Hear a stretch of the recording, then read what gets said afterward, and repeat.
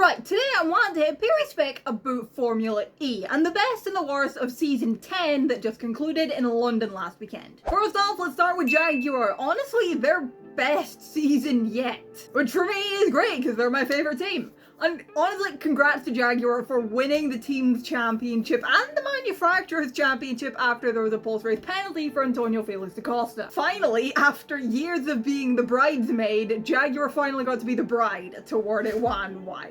I had high hopes for them for this season after they'd announced Nick Cassidy to be joining Mitch Evans at the team, and those high hopes have been met. And no, those high hopes were coming off of just seeing how they both drove last season, how Cassidy drove with Envision, he was really strong last year, how Evans is always pretty good with Jaguar. I mean, he's been right up there for a few seasons now. I had high hopes that this was going to be a really good lineup, and it has been. An all-Kiwi lineup has really worked for Jaguar. They finally got that elusive team's toy title. However, they did miss out on the Drivers' Championship, though. Unfortunately, honestly, for Mitch Evans, your heart breaks for him. This is the 4th year in a row he has taken it to the final weekend of the season, and the 3rd time in those last 4 years that he took it to the final race of the season, and he still missed out again. He missed attack mode twice. Was it? Like, at one time he missed it because the safety card come out and that right when he was going through and that disabled it. And the second time he missed attack mode for taking that last one, and then that kind of scuppered everything. There was also that penalty he got in Portland, which I still think that penalty was too harsh. You know, it should have been less than 5 seconds, honestly. It dropped him from P1 to P8. And instead he lost 18 points there, and looking at the final gap, you know, that cost him as well. But look, the attack mode in the final race is really where he lost it, but whatever. There is also a question of, even if he did get that attack mode the last time he didn't miss it, then would he have been able to get past Roland anyway again? Because Roland was pretty speedy there at the end, but ifs, ands, buts, and what ifs, you know, that's all just speculation. Look, I swear, if Mitch Evans didn't have bad luck, he wouldn't have any luck at all. I swear to God. Talk about day contrasting fortunes for Mark Webber. On the one hand, the guy manages Oscar Piastri, first F1 win, happy days. On the other hand, he also manages Mitch Evans, who missed out on the driver's title despite taking it to the last race.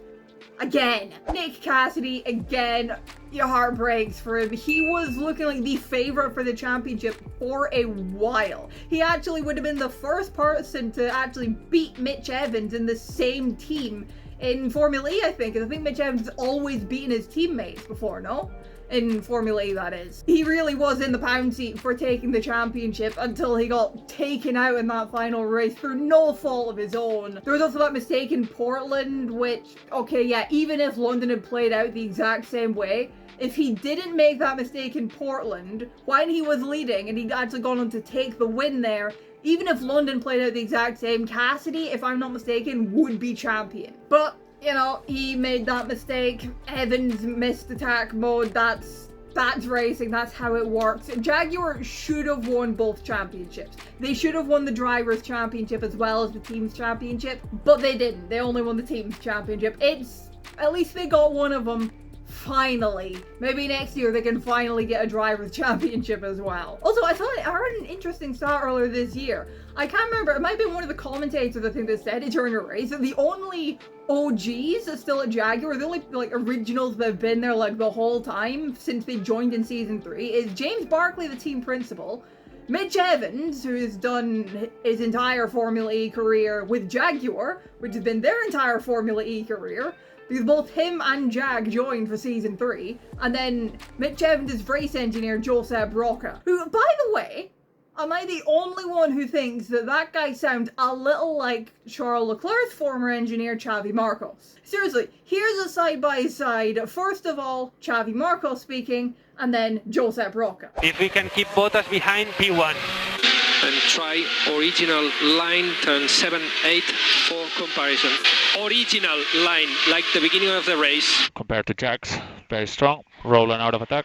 I think you should be. Di Grassi, what should happen is that Di Grassi has to drop behind you. He set 11 in front of 22, but the only way to do that is for us to overtake him. They sound similar, right? I mean, it's surely not all that surprising, because Xavi is Spanish and Josep is, I think he's Andorran, and that's kind of similar neck of the woods, but I don't know, just something a little funny there. But moving on to the Drivers' Champion, the champion of Season 10, Pascal Wehrlein. Congratulations, man. You got the championship. He was in the championship fight last year, but then it didn't work out for him. He fell back, and then he finished like 4th, I think it was, in the end last year. He actually took the championship this year. He kept it going all season. He was arguably the most consistent driver this season.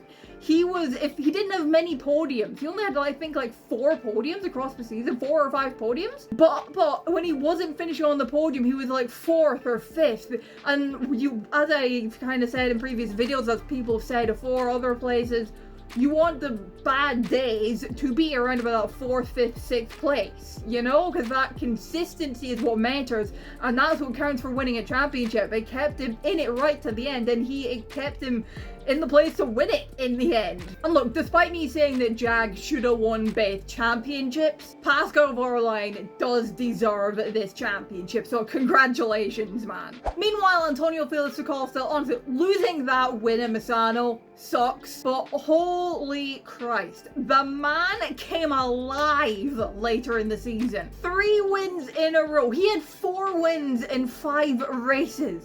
The man was just on an almighty run. Like, if I'm Antonio Felix da Costa, I'm pissed at losing that win in Misano, because if he didn't lose it, he would have been a lot more there for the championship in the final round. He would have been right there around about Evans and Wehrlein in the standings heading into London. But look, the season didn't start all that well for him, and nor was the final round all that great for him.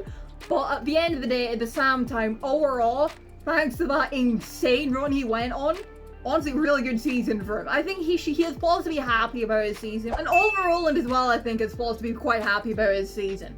He was there for the championship. He was pretty damn consistent.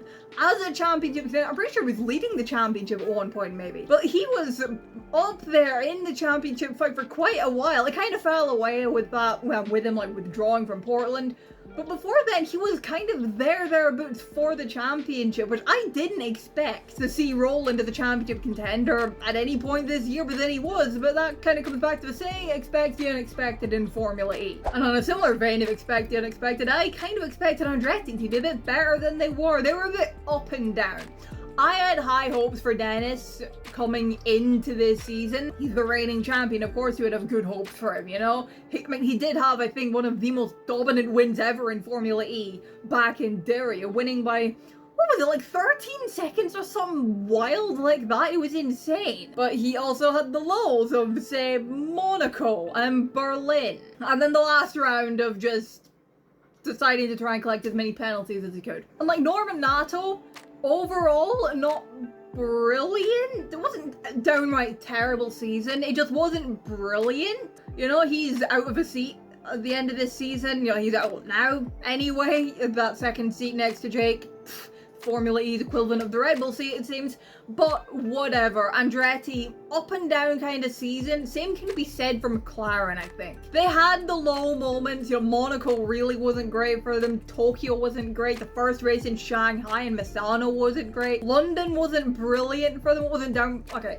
It was terrible for each driver in one of the races. In one of them, race 1, the other one, race 2. But they also had the good moments. You know, like Sam Bird getting that win in Sao Paulo. It was so great to see Sam Bird back on the top step of the podium for the first time since 2021. Kind of sucks that it was Mitch Evans who he overtook for that win on the final lap. Because, well, as I said, I'm a Jaguar fan. But look, I back Sam as well, and it was amazing to see him getting a win again. I'm gonna stick DS Penske in here as well, because honestly, can't say I noticed them all that much. But they got some podiums. It wasn't brilliant for them, wasn't terrible, so it was just kind of, yeah, it was alright. However, in Vision, I did have higher hopes for them. They could have had a better season than they actually had. I think losing Nick Cassidy has kind of hurt them a bit, and that's understandable, losing a driver of Cassidy's standard. You know, Nick Cassidy is a really talented driver. But look, in Vision, they weren't outright terrible, but they weren't brilliant either. They'll have been hoping to have a much better season than they did. But yeah, like, the part of that could come down to the fact that they lost Nick Cassidy. It's not that they didn't have good drivers this year, they did, but they didn't have Nick Cassidy, is my kind of point, rather. They did better than ERT, though. You know, who they just didn't have a good season. They were what, bottom, I believe it was. Wasn't brilliant, or well, they were close to the bottom rather. I'm not that surprised though, honestly. My expectations for them were not all that high. And same goes for Mahindra. Lucas di Grassi, meanwhile, I'll put it this way, he was beaten by Taylor Barnard in the standings, who only did 3 races. The season as a whole though, honestly, it was pretty entertaining. It was a good season. I do still think putting it behind a paywall in this country was freaking bullshit, but my opinion, and probably the opinion of quite a few people, but whatever. With Tokyo brand new this year, they've never been to Tokyo before, finally racing there. That's going to be a double header next year, which that's going to be interesting to see. Monaco's also a double header next year, which is also going to be really good because Monaco in Formula E is always so bloody good. And no round in Italy next year by the looks of it, because Misano is not on the calendar next year. They clearly didn't fancy having it on there again.